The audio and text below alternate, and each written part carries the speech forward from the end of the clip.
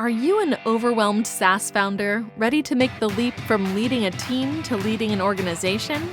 Join us each week as we refill your think tank with actionable tips and strategies from great business minds you know and those you don't know yet. This is SaaS Fuel with your host, 5-time entrepreneur, SaaS founder, and globetrotting adventurer, Jeff Maines.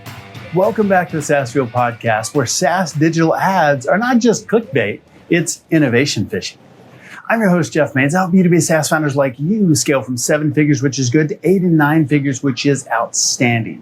Together, we supercharge revenue growth and craft a business that you're proud of and a life of impact and freedom that you absolutely love. We are live from Hawaii in the next couple of weeks, coming up to our 100th episode. Really excited about that, and our guest today as well. If you think about just the world of strategy and execution continuing to evolve, and there's a company that I think really stands out. They took a shot and hit the bullseye right where the traditional playbook was lacking. And I'm talking about a company that you probably know and use, and that is Slack. Now, workplace communication tool has become as integral to business as coffee machines and Wi-Fi. Now, I don't know if I could live without any of those 3 things and still be as productive as we are today. But Slack is not really your typical tech superstar. It's not like Uber or Apple. They're a quiet achiever, a company that really rode the wave of changing B2B buyers' journeys and made it work to their advantage. So what was Slack's strategy? I mean, it wasn't just to sell a product, but to create a need and then satisfy it perfectly. Their tool took workplace communication out of siloed emails and into a seamless collaborative environment where it's near real time. And they executed this strategy brilliantly, capitalized on the need for better communication and engagement, especially in a remote work environment. They were big before, and remote work just made them even bigger. In the terrain of B2B sales, we've seen a lot of shifts over the years, especially recently. And power has shifted from the sellers with polished pitches to the buyers armed with a potent weapon of information. And its information is more accessible than ever. I mean, dissecting, evaluating every single promise that's made by a brand, yours and mine included. And as access to information has increased, attention spans have nosedived. Average attention span 2003, 12 minutes. Today, it's down to 8 seconds. And they say that goldfish have like a 10-second or 9-second attention span. So we're somewhere below that maybe. But it takes about 16 touches now before a brand starts to even register with a buyer to really get in there and they start going, hey, I recognize that. And you couple that with an unrelenting barrage of marketing materials, constant from all corners, leading to, marketing overwhelm. And we're kind of bombarded with ads everywhere. So if the landscape is changing, how do we design a buyer's journey that doesn't feel like a relentless battle or frustrate them along the way, but something that's a pleasant journey and a worthy goal? Something at the end that they're really excited about.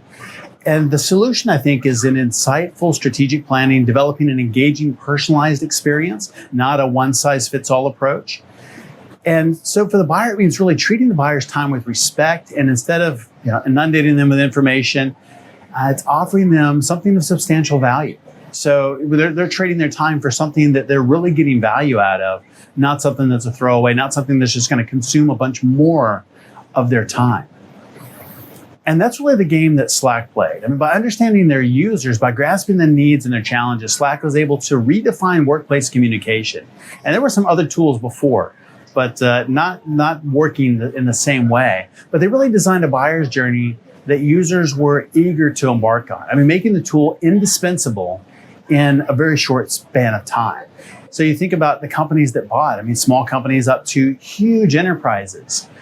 But they made it very, very simple to get in and buy, and it just continued to permeate throughout the entire enterprise because it was so vital, so valuable to the business itself. And so it spread. And that's the essence of the game of strategy and execution. And as the rules evolve, our strategies have to evolve also. And as the terrain shifts, so should our plans. And game on. To the victors are the victors are going to be the ones who can adapt, execute, and most importantly, understand their customers and deliver that value from the very beginning. If you feel like the best kept secret from your ideal clients and need help crafting that buyer's journey, check out today's sponsor, Champion Leadership Group. It's the ultimate resource for SaaS founders and C-suite executives like you and me to continue to develop ourselves, scale our companies, and most importantly, never walk alone. Unlock untapped revenue by leveraging time-tested SaaS growth principles, toolkits, playbooks, and frameworks designed to help you scale ARR from 7 to 8 to 9 figures. Collaborate with an elite network of SaaS visionaries, celebrate wins, and overcome defeats together. Confidently take that one right next step that creates your giant leap of profitable growth, premium valuation, and most importantly, freedom. Learn more at championleadership.com. Our expert guest last week was John Gumas, author of Marketing Smart and Challenger Brand Marketing. He's a true champion of challenger brands and laid out some awesome strategies for taking on industry giants and, more importantly, how to win against them. Now, our founder last week was Mike Ryan, founder and CEO of SpiceX, premier low-code platform for businesses of all sizes. Allows tech and non-tech firms to build quick custom solutions without the need for extensive coding knowledge. So even somebody like me can build apps. Excellent insights from a founder who was really on the front lines of innovation. If you missed either one of those episodes, go back and check them out for sure. My guest this week is Maryna Burushkina, founder and CEO at GrowthChannel. She used her marketing expertise to help hundreds of multinational companies reshape their marketing and accelerate growth over the last decade. She's a founder with 2 successful exits so far. Maryna has combined all of that marketing expertise with AI technology to put you in front of your ideal clients so they say, I see you everywhere. Welcome, marketing magician, Maryna Burushkina. Hey, Maryna, welcome to SaaS Fuel. Thanks, Jeff. Excited to be here. Well, tell me about GrowthChannel. It's pretty exciting what you guys are doing over there. Yeah, thanks. Well, lots of exciting stuff. As you know, AI is the big new word these days. So, yes. And we are not really new in the space. So we've been around for about 3 years now. So we are an AI marketing engine that helps you identify, what's working for competitors, who to target, on what channels, with what content, and then efficiently target and reach your audience. It's really interesting. So how is it that it targets using AI? Yeah, great question. Well, in short, it's really identifying and narrowing down your focus. So instead of going broad, like on most other social channels are today, or most other platforms, is really kind of removing lots of targeting criteria. We're actually giving you access to all of the targeting criteria you can possibly think of. In B2B space, it could be anything from titles, departments, company types. In B2C space, it could be like, what did you purchase? Which store did you go to and how often? So lots of different use cases depending on the companies. They use our technology differently, but it's really about figuring out and narrowing down your audience. And if you have no clue about your audience, our AI will tell you basically what's the best option for you to target. That's fantastic. Does it go across platforms or is it specific to one digital platform? Yeah, great question. So part of our planning module, it could be anything digital or print or any other traditional media, pretty much any marketing channel you can possibly think of. Of course, the priority is meant towards digital because this is where we have more data. Sure. But some offline channels are included there too. And for activation directly through our platform, right now we have baked in programmatic advertising on premium channels. So think like, whenever you read news, CNN or Fox News or Yahoo Finance or anything like this, whenever you're playing a game on your phone or whenever you listen to Spotify podcasts like this one, there could be a break in between for an advertisement, or when you watch your favorite Hulu show, or when you walk past by Times Square, you see a bunch of, digital boards. So lots of different channels that are included in premium on our platform. That is amazing. So you can literally be everywhere. Yes, exactly. You can literally target your specific audience anywhere they go, just very specific to your actual people you're trying to reach. I think that's really important. So it's not that you're everywhere for everyone, but that you're really showing up for your ideal target market, your audience, wherever they are. Did I get that right? Yep. You got it right. So how'd you come up with the idea? Yeah. So I'm a marketer by profession. So I've been in the market for about 15 years. I started off in the corporate world, working with Allianz Insurance Global, as well as Philips, electronics and healthcare companies. So been in those roles for some time. I also had my media holding for over a decade, which I exited 3 years ago before kicking off GrowthChannel. But really, there are so many inefficiencies. You would just use multiple tools. You would use something to do competitor research. You'll try to figure out and build your audience, maybe, do workshop sessions, have focus groups, questionnaire, surveys, and then try to stitch all of those different data points together, figure out the plan, hopefully in a few months. And then you'll have to figure out all the different channels you may use to even, deploy all those campaigns. And then you need to redo it multiple times across all those channels separately. That sounds really familiar. Yeah, exactly. I mean, to most people, I think, right? It's a little painful, but yes, that's a very, very familiar story.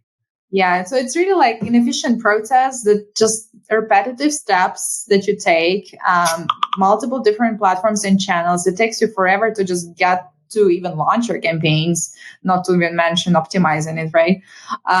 But overall, on our platform, it's really simplifying and streamlining that process so you can easily get the necessary data, structure it in the right way, and then easily deploy it to actual campaigns, all from one platform. So it really saves you time. It optimizes the campaigns for better efficiency because it has all the data inside it without any, gaps in between.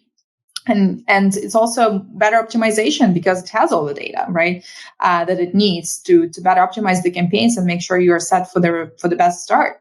Because there is a loop as well. Once you actually launch the campaigns, it knows, this channel performed better than the other, or this audience segment performed better than the other. So then for your next campaign, it tells you the better recommendation as well once you launch your next campaign. They're okay, this is most probably a better channel for you. And this specific audience subsegment is a better one for you as well.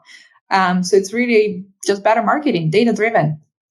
Data-driven is definitely where it's at. Have you seen, when working with clients, have you seen where they're surprised at what works? Because they thought it was going to be one thing and then the data tells them something different? Yeah, definitely. We worked with quite a number of different verticals thus far, but definitely lots of our customers, just looking at what kind of customers they get versus what kind of customers the competitors get and versus where they want to be, right, is usually actually pretty different. It's like a triangle almost. So just even learning more about their customers and then reaching that data to figure out, what's their education level? How many people are in their family maybe, or which show are they watching or what are they buying? So really learning more about your customer is kind of step one, but also trying to compare that, what kind of customers actually the competitors is getting and where do I want to be? Is it somewhere in the middle or is it something completely different? And then figuring out the best strategy to reaching those. So how do you know that about your customers? What shows they like to watch? Is it something where you're actually going out and doing surveys, or is that something that comes from other data sources? Yeah, so we connect with about 50 different data sources right now within channel.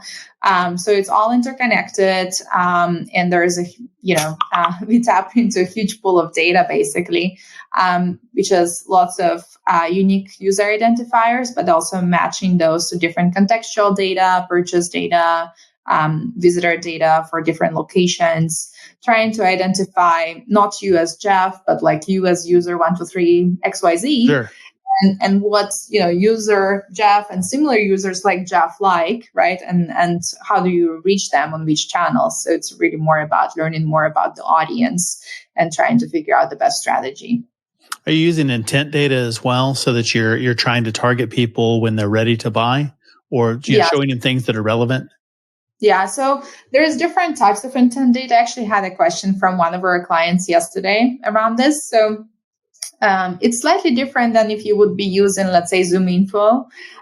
So if you're doing B2B marketing and selling to enterprises, most probably you're using Zoom Info. Maybe you should use Zoom Info. It's pretty good, I think.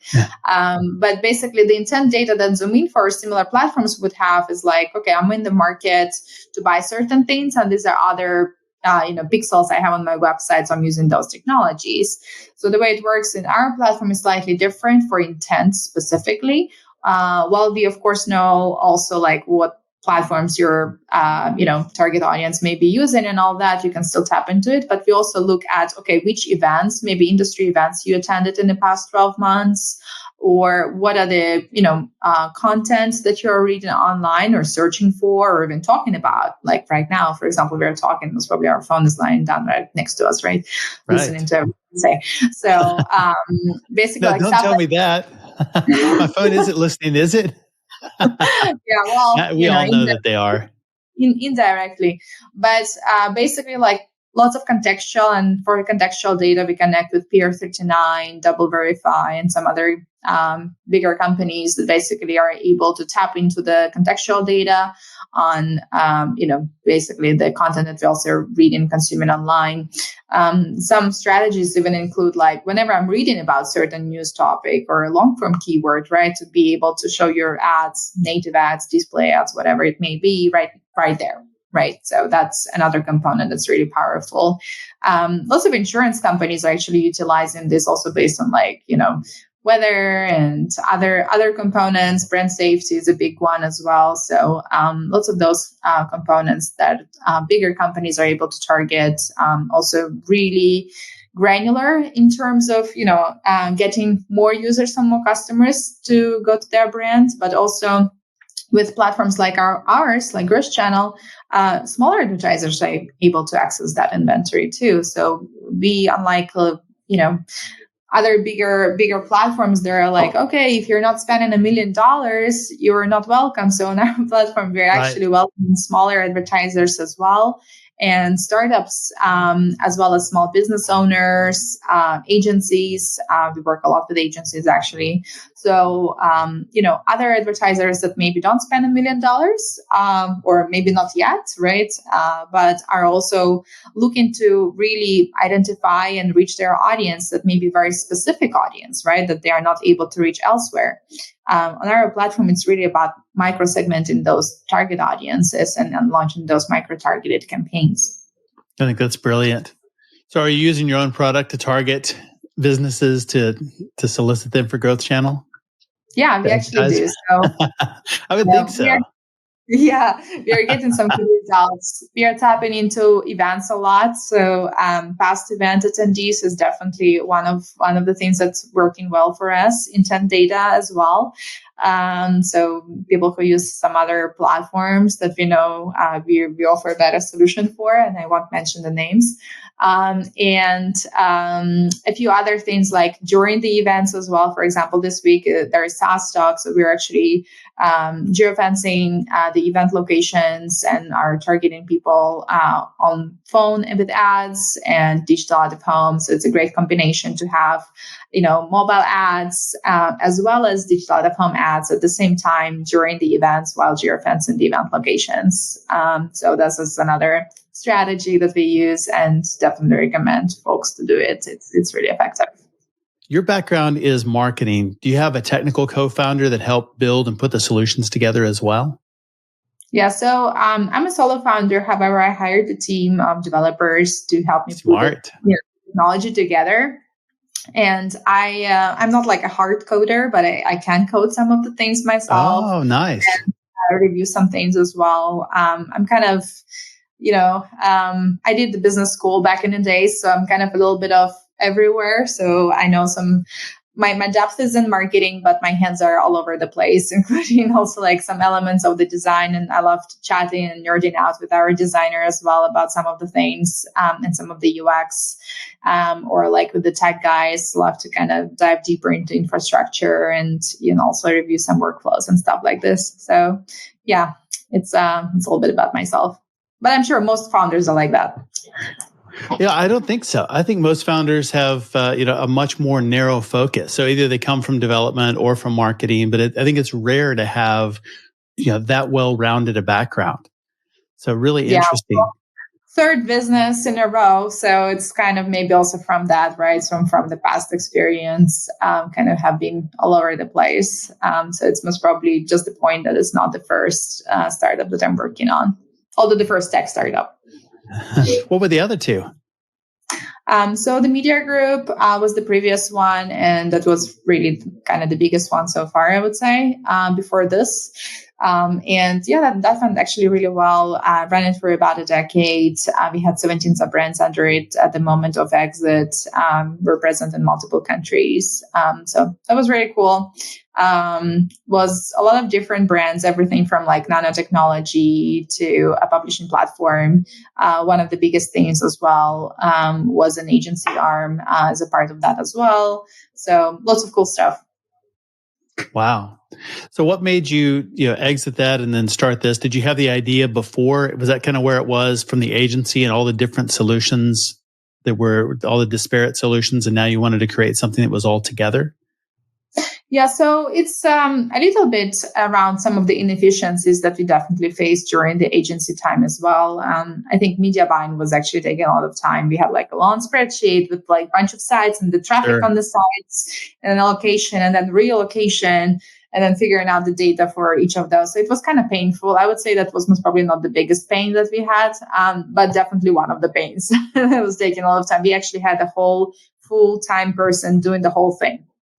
Of that. So definitely like our solution at the minimum replaces, one media buyer role most probably. But at the same time, it's, it's just like the idea of putting the technology that's also scalable and making sure like, I can only make as much impact myself as a human being, right? I'm limited in my 2 hands and 24 hours a day. But if you make sure that everything or most of the things that you do is actually scalable and thousands of people can use, your workflows, your methodologies of doing things in the right way and make it scalable, then you're impacting so many businesses at the same time. So that was kind of the idea that I had and something that I was, really looking into. The idea came earlier, but I didn't really have as much time to work on it until COVID. That'll do it. And then during COVID, I was actually stuck in the US. I did the YC Startup School and the Pioneer Tournament, which kind of got me into the rolling basis of setting targets on a weekly basis and making sure there's essential progress on the project. And then because we were also stuck in the US with my family, we couldn't really do much on the other business. So, and we got a few offers at hand. So we just went with a better bid. So it was kind of like that. It was, the paperwork is what took most of the time. Actually, the rest didn't take as long. Sure. So for the people who did the exits, they know that it takes a few months of painful documentation to just finalize the process, and then a few years of being in a kind of space where you're like, non-compete agreements and all that other stuff. They're like trying to figure out the lines of business. But overall, I think it was a great decision because now we have GrowthChannel, which is like a full-blown business on its own, and it's running pretty well. We actually just got a nice office space that you visited recently. Yes, I did. And growing the team right now, we have over 25 people. It's really exciting times where we're growing very fast. So really excited about that. That's really good. Because your background is so varied and you have experience in multiple areas and there's a lot of things you can do in the business, does that make it difficult to focus your time on the things that you're really good at? Or do you find that you're doing everything, or have the temptation anyway to do everything yourself? Definitely have a temptation of doing everything. Yeah, me too. I mean, I think all of us are wired that way. Yeah, the temptation is definitely there. But now, as the team is scaling and growing, I'm also kind of trying to dedicate and delegate as much stuff, to the other people that they can do. and really try to kind of focus on the main things like partnerships, events and strategy, innovation, investor relations, and all that other stuff, right, for myself, which is actually taking the whole day. Actually, still, I don't feel like there's any extra time, even after delegating anything. Right. It doesn't help. It's just like there's always more stuff that's happening that needs to be taken care of. So I would say that doesn't have any impact on my calendar schedule. But at the same time, I still like to be involved in some other things. And sometimes I have to be involved in some other smaller things.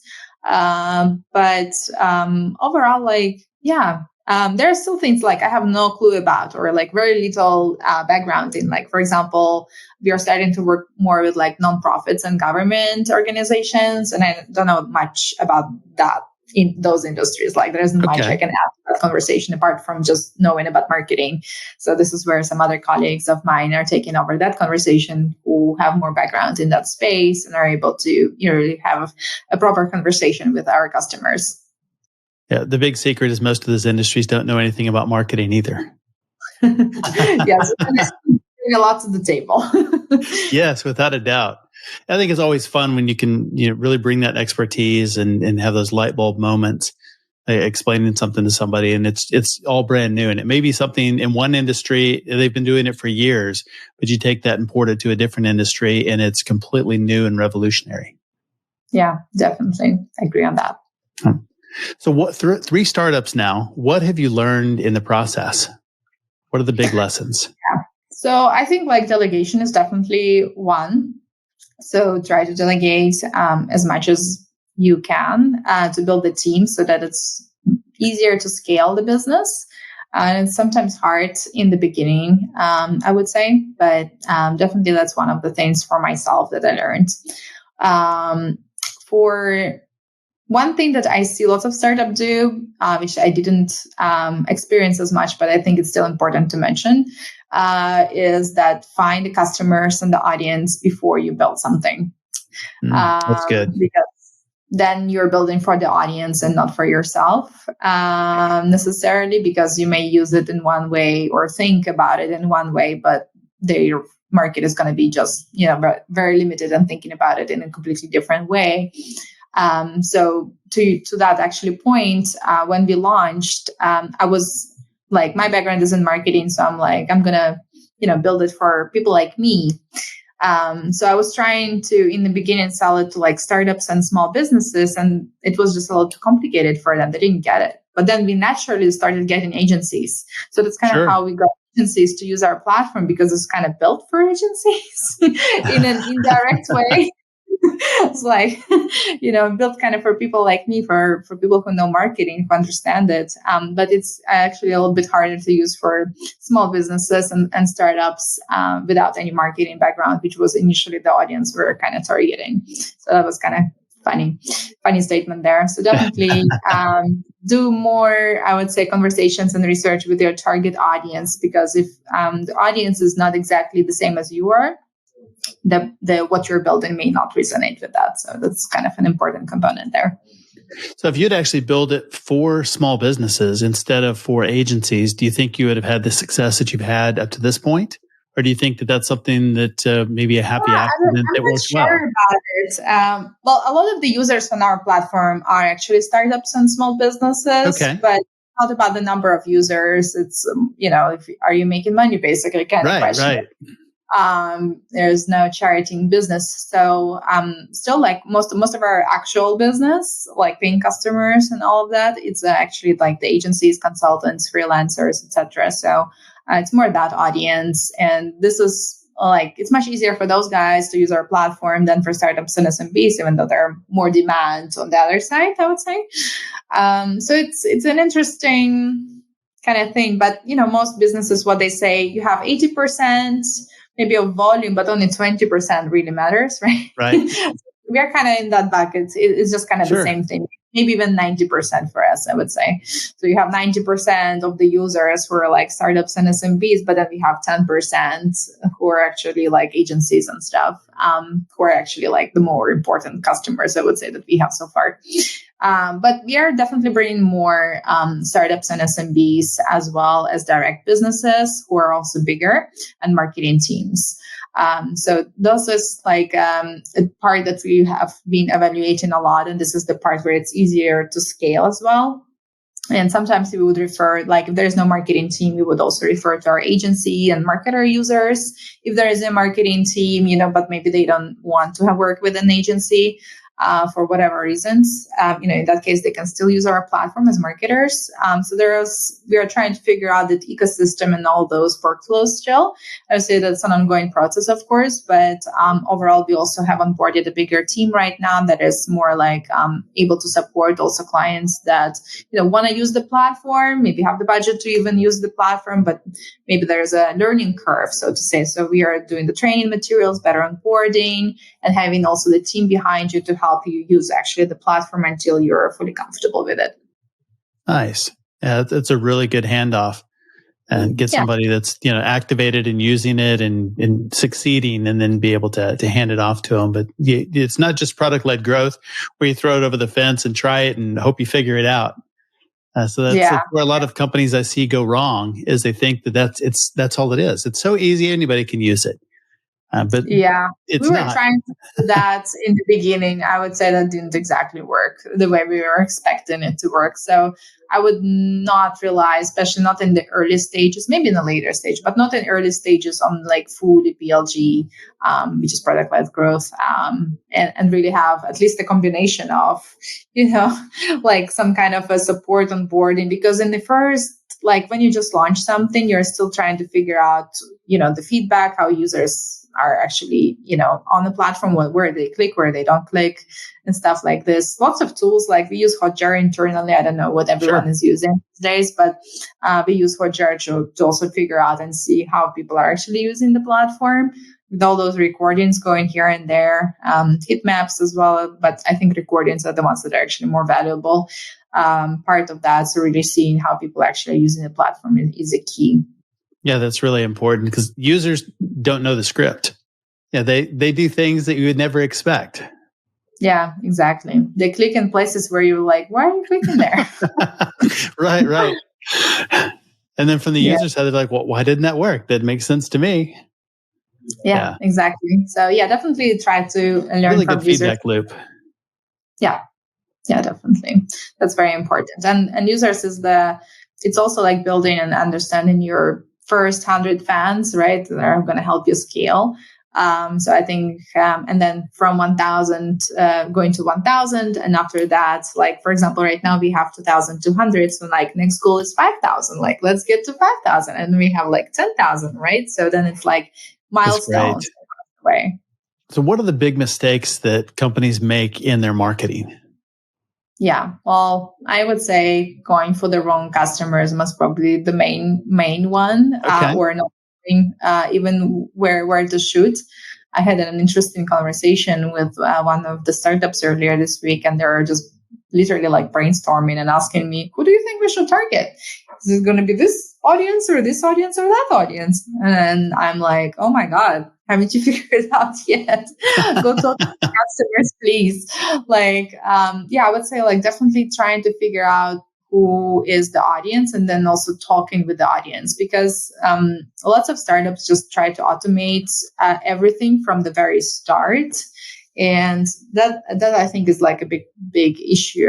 You need to really like speak with your customers and try to understand how they're currently doing whatever you're trying to solve, right, with your platform. Like, what are their challenges with their current process? Like, do the whole mom test thing, like read the book if you haven't done it yet, and figure out really that part. So that I would say that's most probably number one issue. Number two issue that I see happening all the time as well is like launch your campaigns and try to identify, your strategy from the advertisements after you have launched advertisements. Like first launch in advertising campaigns and then try to figure out your strategy. So I feel like that's like literally the opposite of what it should be. So usually I would recommend first, collect the data, try to figure out the strategy, some basics in place, and then shoot with the advertising campaigns. I hear stories every single day, including this morning, by the way, about companies that just spend lots of money on ads before they even try to set their full website or something else in place. So, Wow. so yeah, I would say like that's maybe a big no go. It's just kind of a wasting the budget there. But yeah, I think like you should be mindful of the strategies and try to figure out the strategy first before going with paid media. And of course, we are a paid media platform, so I should be telling you like, yes, go spend all your money. Spend a bunch of money.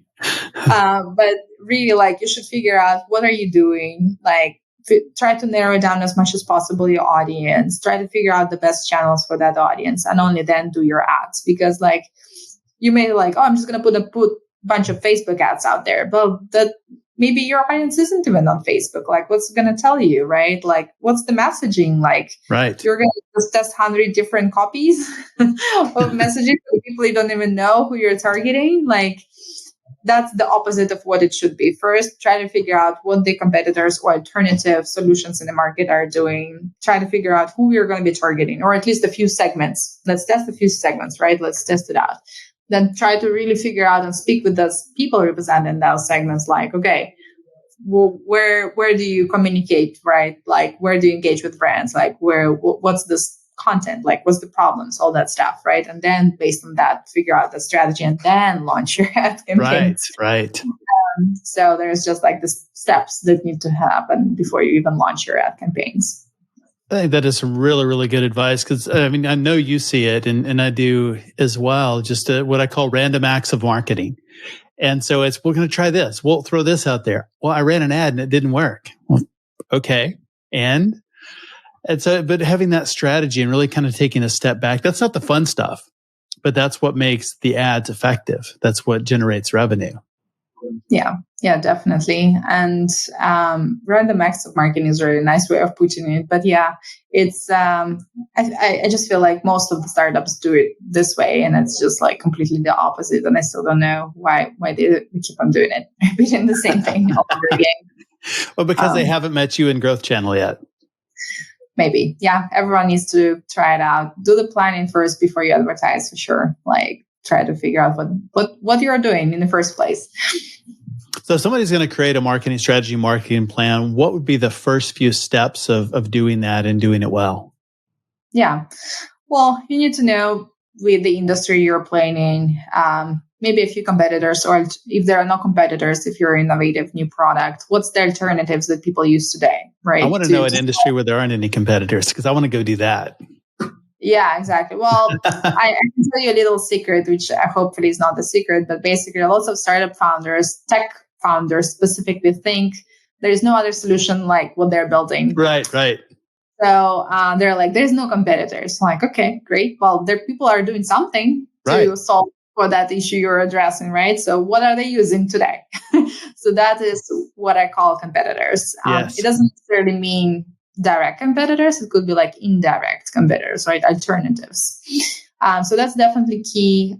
Try to summarize your product or service in like a few words, not a whole paragraph, but basically like, what do you do? Like, what's the platform? Is it an HR platform? Are you doing recruitment?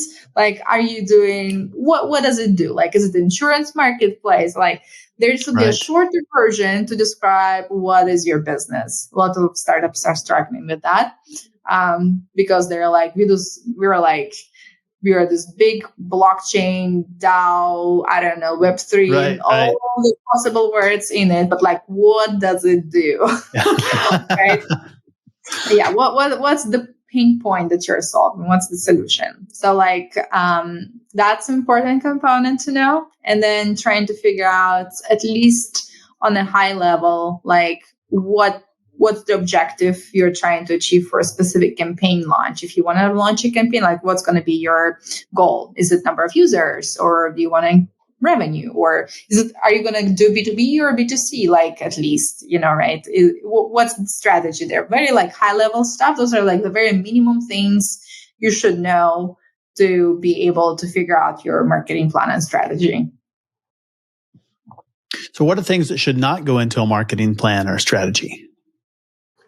Yeah. Well, of course, like it can be very big or it can be very small, but definitely things that should go there is like, what's the market right now? And like, where do we stand in that market, right? Where do we want to be? What's our positioning?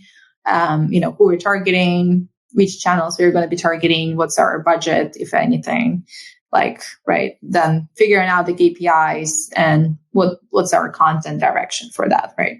So those are, I would say, the basic things. And those are some of the elements that we also have inside our marketing planning module. I would say the things that maybe should not be there.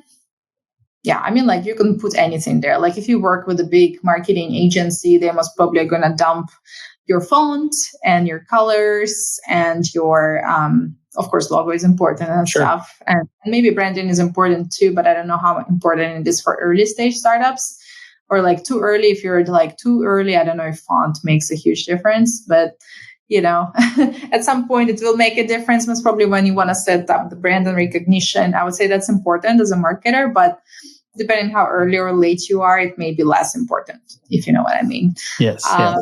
But I mean, like it could be anything. But if you're a tech startup, really try to figuring out the audience, the market that you're going to play with, and also go niche, try to validate the idea, try to really conquer that initial audience and initial market and then scale from there. I think a lot of the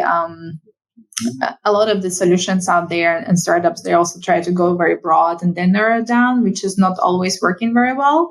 But sometimes it does. But I think a better strategy, as a lot of also like accelerators and VCs would also tell, like you start with some certain market, like smaller market, and then you expand from there into other verticals or other channels, right? So I think that's a great way to really verify your product market fit in a way, right? And then really scale from there. And if you're able to get to $1 million in revenue with one or a few segments, then you can easily scale it and figure it out the way to expand that into other verticals. So I think it's definitely something to consider.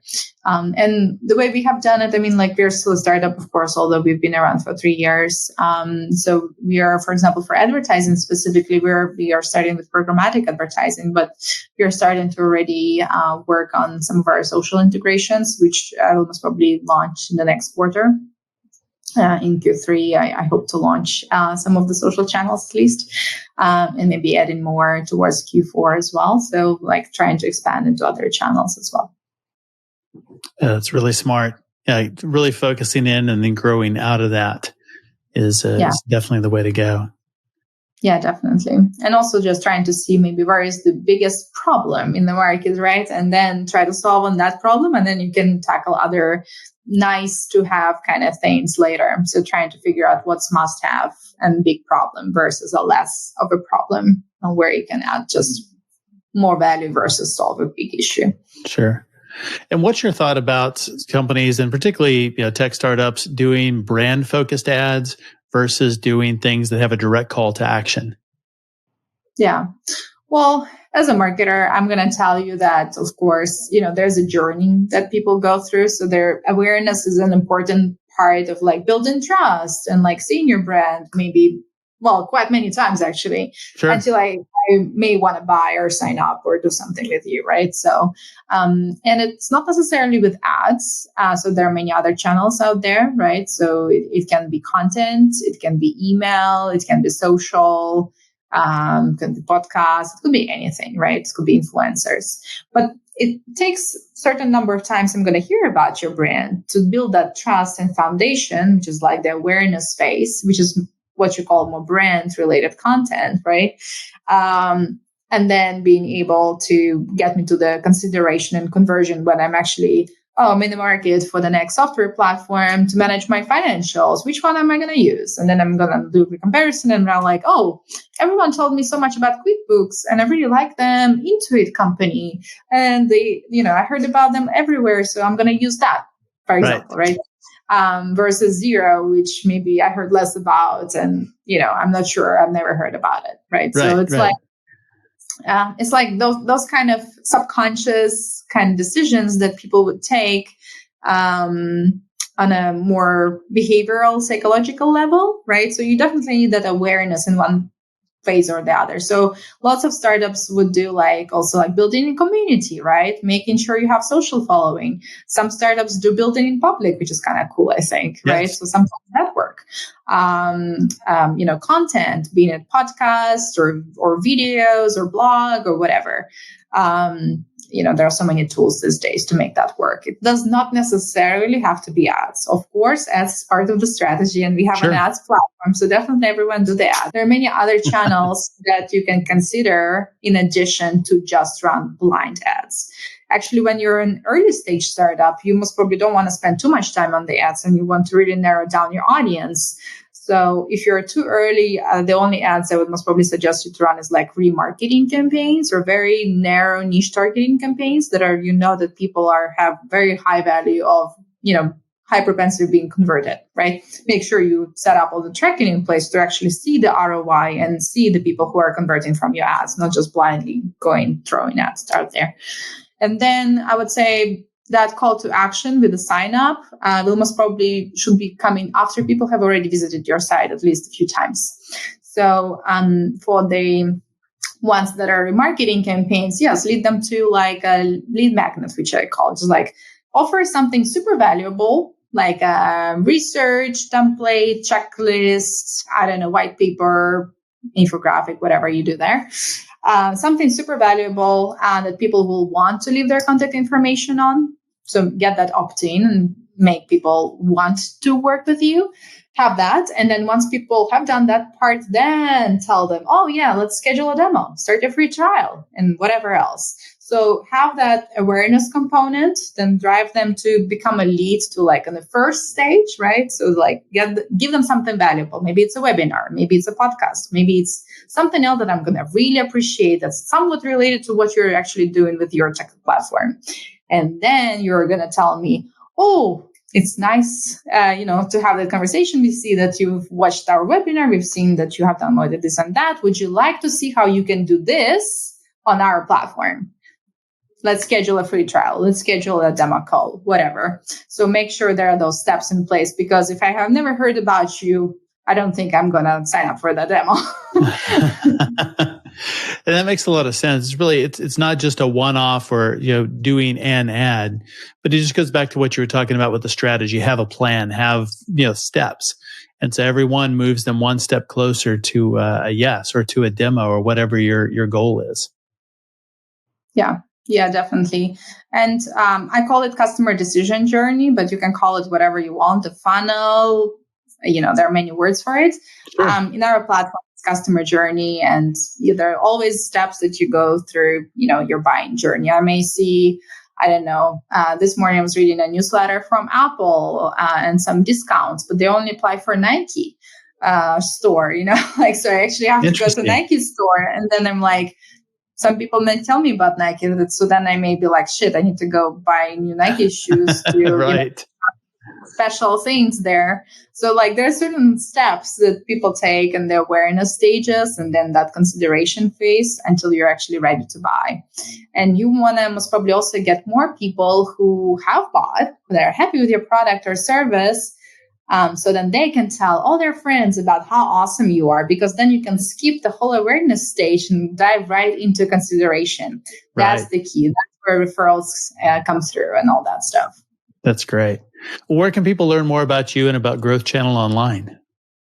Yeah, that's the best question. So that's growthchannel.com. So if you guys are interested in learning more about your audiences, generating your marketing plan using AI, which is also data-driven, and of course, doing better advertising, check our website, growthchannel.com. And let's schedule a call to chat more about your business. Outstanding. And we'll make sure and link that in the show notes. Maryna, really enjoyed our conversation today. Thank you for being on SaaS Fuel. Thanks, Jeff. Thanks again, Maryna, for coming on the show and sharing your journey, wisdom, and insights. I absolutely love what you're building. I see tons and tons of solutions in the work that I do, and rarely is something that I see just completely game changing. And I think GrowthChannel is that 100%. You can learn more about Maryna and GrowthChannel at growthchannel.com. Let them know you heard about them on the podcast here. And I don't know, maybe there'd be a special deal for you. We'll see, but you should definitely check them out. It really is a game changer. All links, highlights, resources, and full show notes are available at saasfuel.com.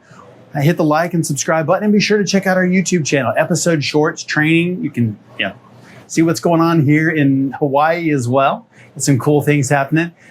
And so everybody who subscribes this week gets an inflatable palm tree. How about that? It's wind resistant, and yes, will make your living room feel like a tropical paradise like here in Hawaii. Join us next time on our SaaS Fuel Expert series for Kate DeLeo. She's a brand architect and #1 best-selling author whose approach is rooted in the belief that brand is the path of least resistance to revenue. Reputation is so important in today's marketing landscape. And then next Tuesday, founder Jeff Jekyll, co-founder and chief strategy officer at Client Giant. They are revolutionizing client engagement and employee engagement. It's a brilliant idea to help business leaders realize and reimagine their role in the happiness of employees and creating loyalty for their clients. Really, really cool things that they're doing over there. You'll love hearing from Jeff and Kate on Thursday. So I will see you next time. And as always, enjoy the journey. Thanks for listening to SaaS Fuel. Full show notes for each episode, which includes a summary, key takeaways, quotes, and any resources mentioned, are available at saasfuel.com. Be sure to follow and subscribe wherever you listen to podcasts. And if you're enjoying the content and getting value from these episodes, please leave us a rating and review at ratethispodcast.com/saasfuel. We'll be sure to read these out on future episodes.